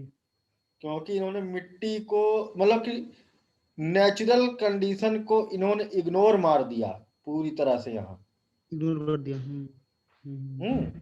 बस इनको पुरुषार्थ, मतलब अधिकतम श्रम, उर्वरक, मुद्रा, यही बस है ना। इससे अधिक हो, गहनता उतनी अधिक होगी।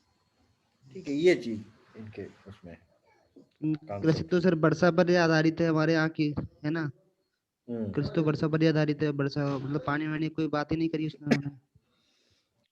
चलो ठीक है, बढ़िया, आप तो लोग इसके अच्छा पीछे बताए। अवधारणा ये रख ली होगी इन्होंने, क्योंकि बाजार बाजार मतलब नगर, नगर में ये चीजें उनका कांटेक्ट रहता है, तो अगर कोई नई उर्वरक आई है तो उसका उनको ज्ञान मिल जाता होगा, श्रम की उपलब्धता आसानी से हो जाती होगी, तो हो सकता है दूसरा वाली कोई। बात जो है, हाँ, दूसरा वाली बात को हम ऐसे समझ सकते हैं कि बाजार से दूरी बढ़ने के साथ साथ भू उपयोग का तरीका बदलता जाता है।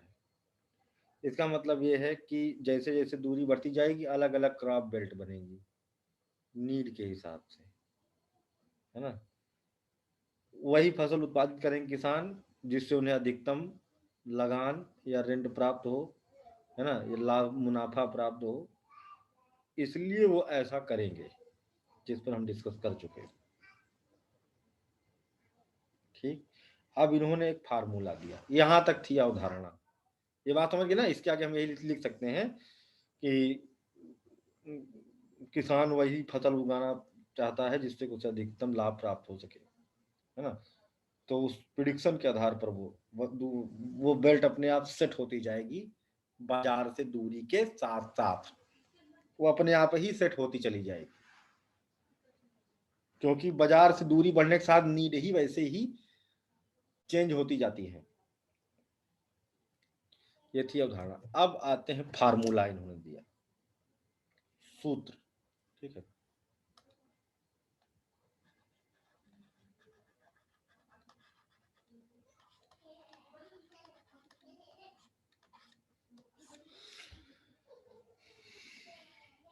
पढ़े लिखे लोगों की बस की खेती नहीं होती,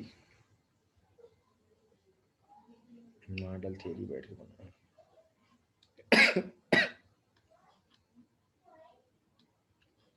हम तो कहते हैं बाजार ही उस हिसाब से सेट होती है जिस हिसाब से खेती होती है।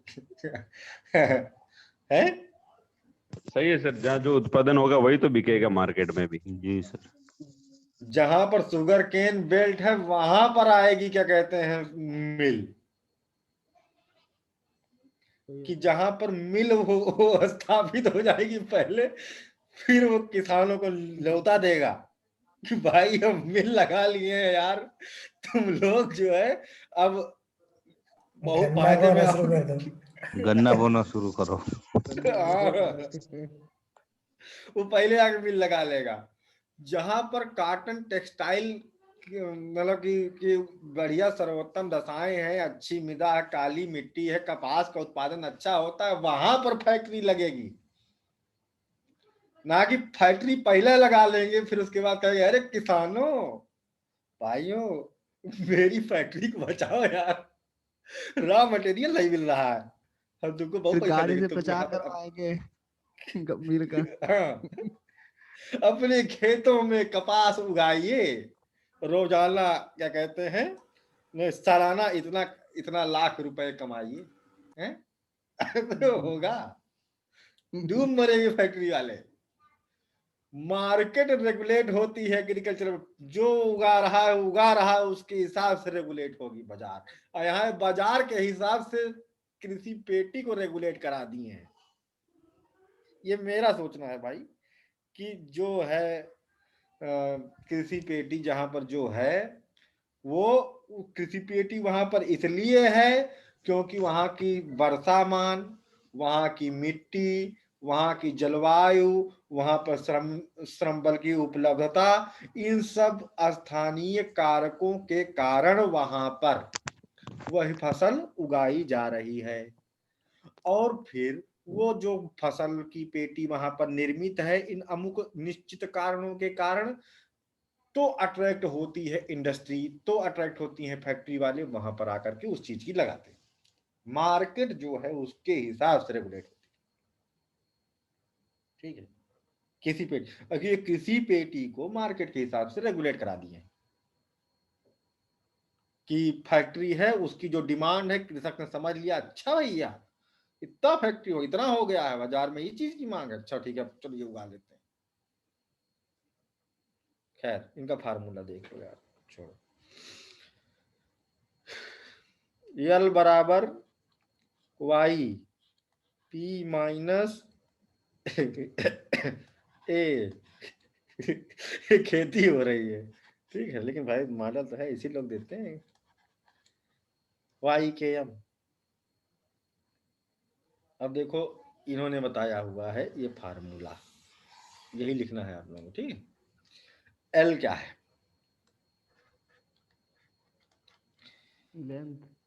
एल है भूमि की जो प्रति इकाई जो फायदा है, मुनाफा, लगान जिसे कहते, इन्होंने शब्द इस्तेमाल किया, रेंट, ठीक है। पर कैपिटा इनकम है एक तरह से, from A per unit agricultural land,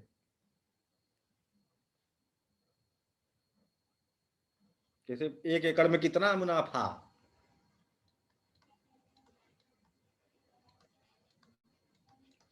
प्रति इकाई लगान,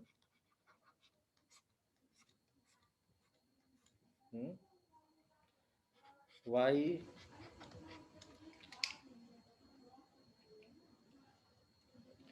वाई है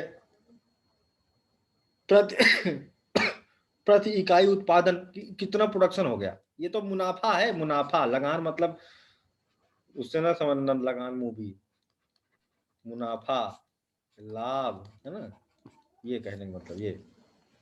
सर लाभ ही वाई है, दिया जाता है सर। हाँ, लेकिन इन्होंने यही सब इस्तेमाल किया है। लाभ नहीं, तुम यही लिखना जो कहे हैं वो। ठीक ठीक है। जब किसी का दर्शन हम बताते हैं तो अपना मन से नहीं बताते हैं, जो कहा होता है वही बताते हैं ना। As it is. प्रति इकाई उत्पादन कितना उत्पादन हुआ, यह है वाई, प्रति इकाई उत्पादन।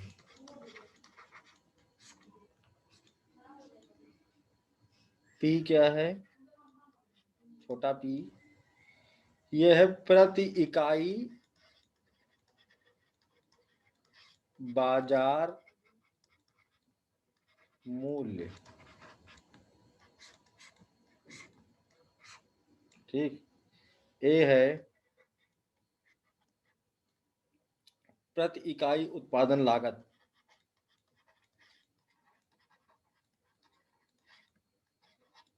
हमको लगता है इसको बताने की जरूरत नहीं पड़ेगी, सब समझ रहे हो ना।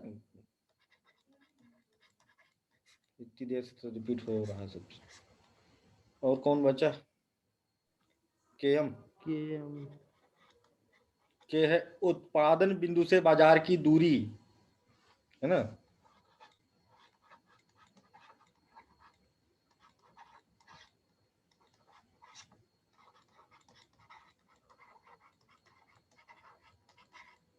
की दूरी, एम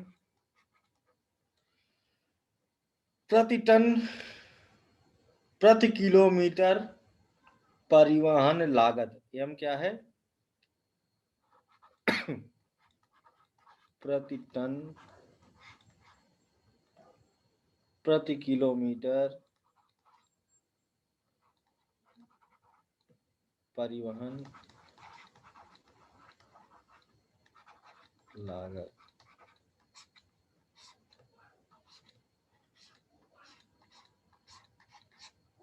ये इनके कंपोनेंट हो गए। ठीक है, इनकी जो ये बात है जिन्होंने किया हुआ। अब इस फार्मूले को पूरा हम लोगों को समझना भी पड़ेगा, है ना। टाइम लगेगा उसे समझने में, क्या कहता है फार्मूला, कैसे क्या है ना। देखते हैं। अब इसमें कई चीजें निकल के आएंगी। कल कर ले सर, कल समझ ले। क्यों आज गए? अरे समझ लो, समझा रहे हैं सब। परिवहन बड़ा ही होगा लागत सर। भिन्न भिन्न, क्या हो गया, बेहोशी आ रही क्या किसी को? टाइम लगे तो सर कल कर दिए जरा वो तो। नहीं समझाओ सर, समझाओ। फार्मूला कल समझाएंगे, लेकिन अभी कुछ बातें नोट करा लो, है ना। इसको थोड़ा समझ लो, नहीं तो कहीं बात मुद्दा खत्म हो जाए। गोला गोली कल बनाएंगे, मॉडल का अंदर का चीजें, है ना। बाकी इसको भी समझ लो, 2 दिन तो लग ही जाते हैं इसको समझने में। अब इसमें पहली बात आती है जो इनके हिसाब से कि परिवहन लागत जो होती है ना, भिन्न भिन्न उत्पादों के लिए भिन्न भिन्न होती है। पहला चीज इनके मॉडल में ये है। ठीक है, इस कॉन्सेप्ट फार्मूले को उठाते हैं और एक्सप्लेन करते हैं, है ना। परिवहन लागत भिन्न भिन्न उत्पादों के लिए भिन्न भिन्न होती है।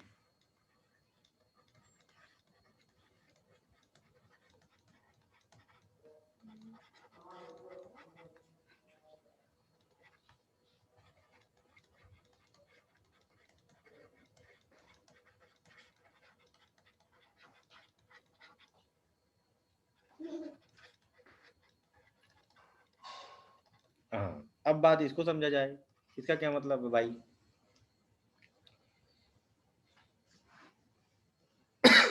ये जो एम वाली बात है ना, इससे रिलेट है। के और एम वाली जो बातें हैं दोनों ही इससे रिलेटेड हैं। कैसे?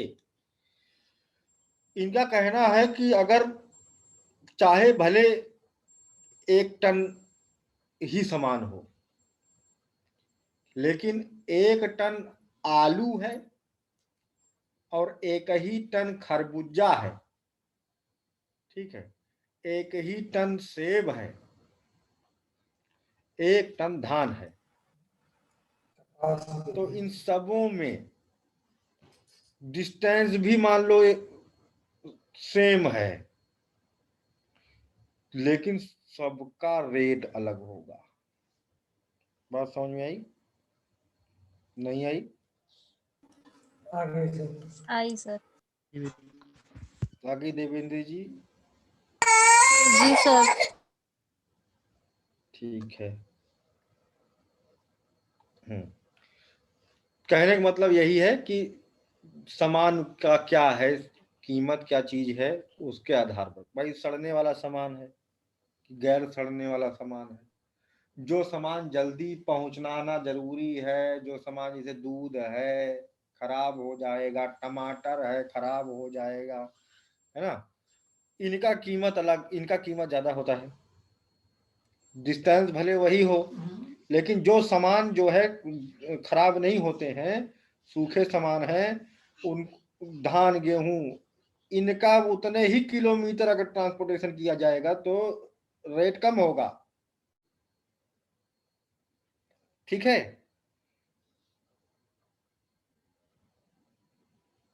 क्लियर हो गई ना बात? हाँ सर।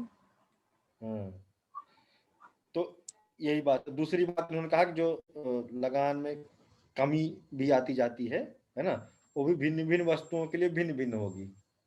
जो लाभ प्राप्त होगा डिस्टेंस के आधार पर भिन्न भिन्न। कैसे?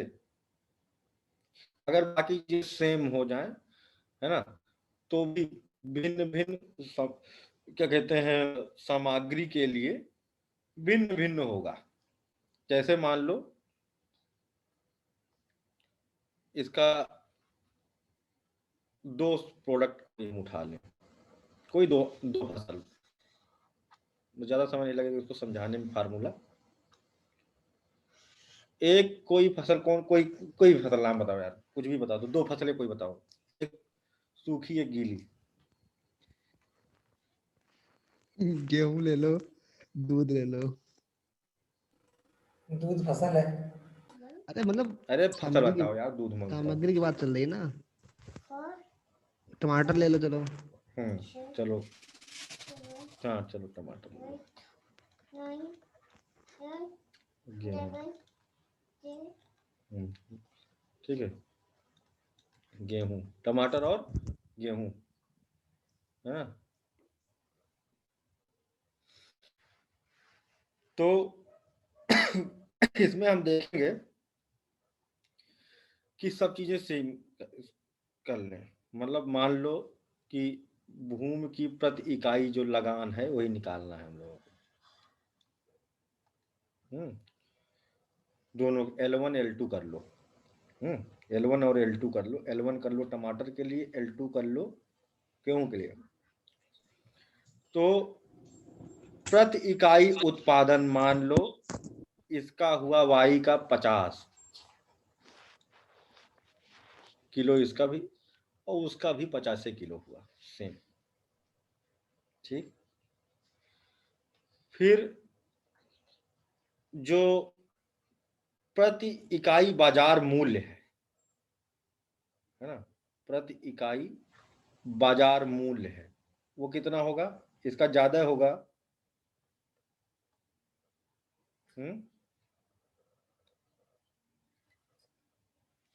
टमाटर का ज्यादा होगा कि गेहूं का ज्यादा होगा? टमाटर का ज्यादा होगा। कि 40 रुपया किलो, यही होता है लगभग।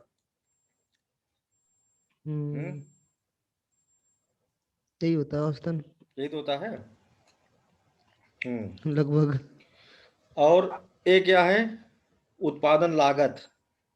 उसको उत्पादित करने में जो लागत लगी है वो मान लो 20 है। उसके बाद अगला आता है फिर -50 इंटू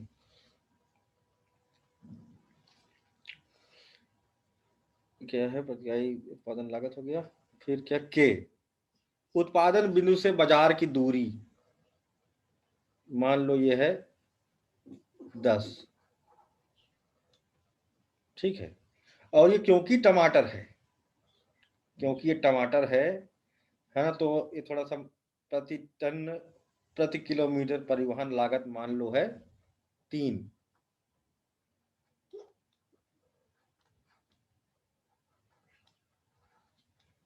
ठीक, तो अब कितना आया ये भाई टमाटर का 50 40 में 20, 50 गुणे 20 -50 तो नेगेटिव में आ जाएगा, हाँ? नेगेटिव में जाएगा। नेगेटिव आ गया, इसको थोड़ा रेट 50 बढ़ा गुणा कर 30। इसको बढ़ाना चाहिए था, ठीक है बढ़ा कर -500। इसको प्रति 200 कर लेंगे, इसको ऐसे करते हैं 100 कर लेते हैं, है ना। हाँ आप सही। नहीं तो इतना ज्यादा नेगेटिव नहीं आ 80, सकता ना, नहीं तो 4000, किसान 35, नेगेटिव में क्यों बिजनेस करेगा। 2500 बचेगा। हाँ 100 दोनों तरफ रख लेंगे। नहीं दोनों तो जरूरत नहीं है सर, ऐसे रहने दिए, 2500 हो जाएगा, बचेगा ना नहीं, टोटल प्रति हमारा। प्रति इकाई उत्पादन जो है ये टन उसमें आएगा ना, टन में। उस हिसाब से तो सही है सर। 50 टन, टन को किलोग्राम में कन्वर्ट कर लो। अरे इतना लंबा चौड़ा नहीं तो होता कितना हुआ था 15 या क्विंटल मान लो 50। 1500 और इधर कितना हुआ था 420, उधर 1000 हुआ था पहले। -500 है। नहीं तो नहीं अभी सही है ना, अब आ अभी जाएगा सही है। 4000 -1500 बराबर लागत 2500। हमने लगता है ज्यादा बढ़ा दिया था नहीं, क्योंकि लागत वहाँ वाला। 3 रुपए हमने दिखाए हैं सर प्रति टन प्रति किलोमीटर, और यहाँ हम शायद ले रहे हैं ये नंबर के हिसाब से या किलोग्राम के हिसाब से, तभी मैंने कहा इधर बढ़ाना चाहिए टन में, पूरा यूनिट टन में रहे तो माइनस नहीं आएगा। नहीं 50 यहाँ भी है ना, 50 यहाँ भी है। नहीं वो तो सही है 50, लेकिन 50 ही टन में नहीं है ये। अगर चलो 50 टन मान लेते हैं, अरे इसको 100 कर लीजिए, बात खत्म, है ना, चलो या फिर इसको चलो। रिड्यूस कर दो, है ना। तो हाँ, तो अभी यहाँ पर जो देखते हैं हम कितना आया, 2500। कितना आया इसका 350 नहीं 3050। 3050 आया, 80 उधर 80 उधर -50 उधर 4000 हो गया। ये हुआ। अच्छा नहीं, अभी खाली 50 था ना, इसलिए मैंने बोला। इधर 4000 हो गया, इधर 1500 हो गया, 2500 आएगा।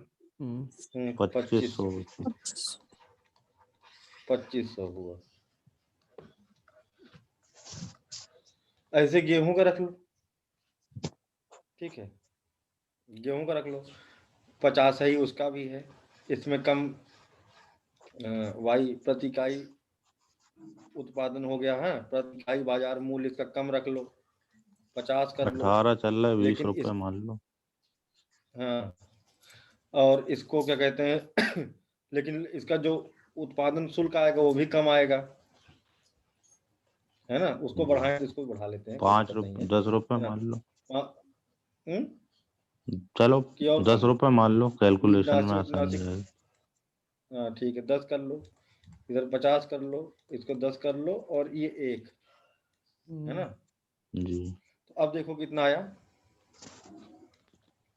1500 आया था। तभी माइनस में जाएगा। कहाँ माइनस में जाएगा? नहीं नहीं 4 1 से भी 2000 माइनस क्यों होगा? 2000 नहीं नहीं माइनस सही है, 500 तो सही है। 1500 आ रहा है ना, 1500 आ रहा है प्लस में। 1500। सही है सही। 1500 है ना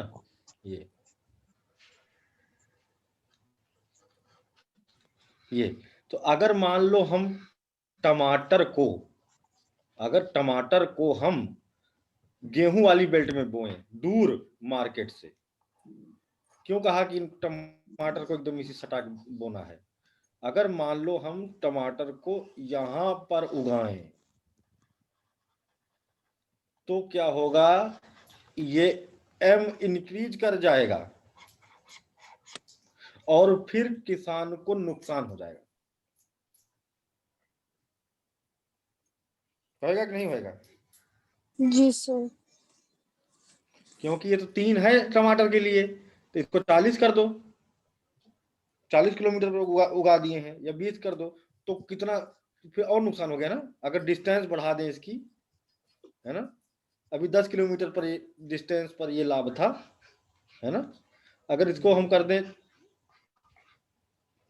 20 ही कर दो, 20 ही कर दो इसको, 20 किलोमीटर पर टमाटर उगाया और मार्केट में बेचा, तो कितना लाभ आया देखो, कितना हो गया।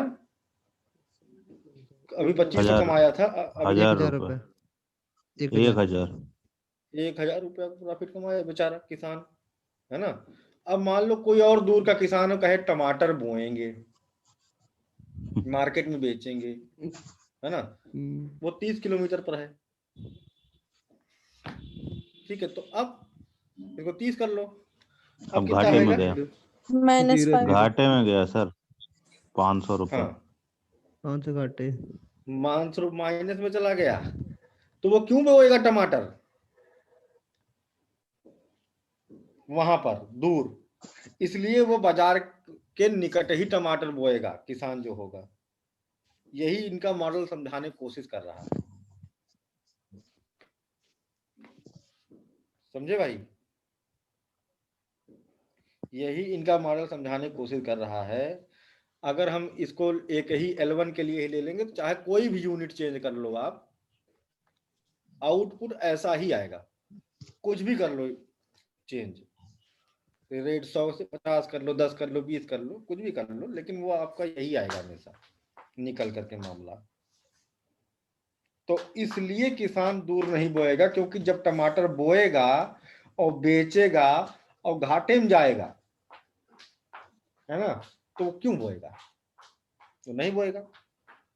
तो कौन बोएगा? जो मार्केट के करीब होगा, ठीक है, जो मार्केट के करीब होगा।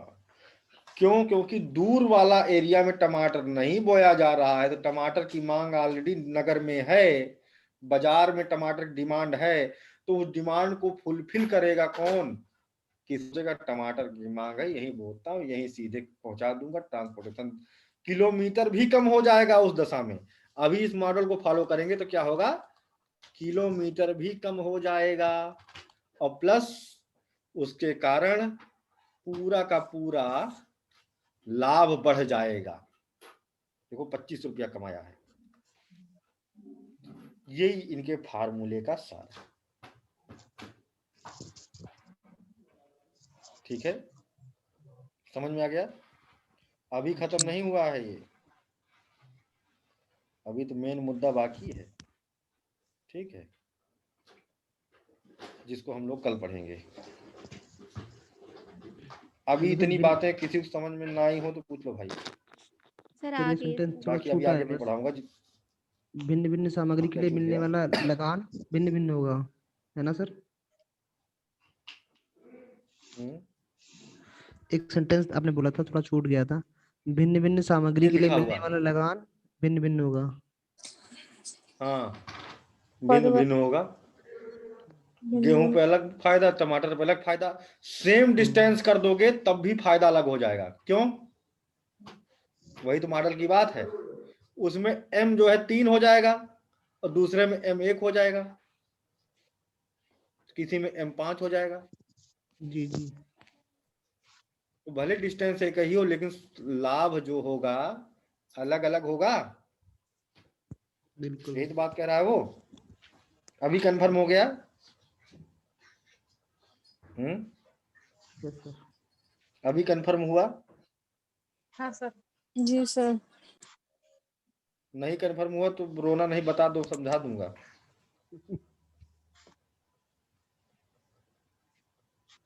क्लियर है ना?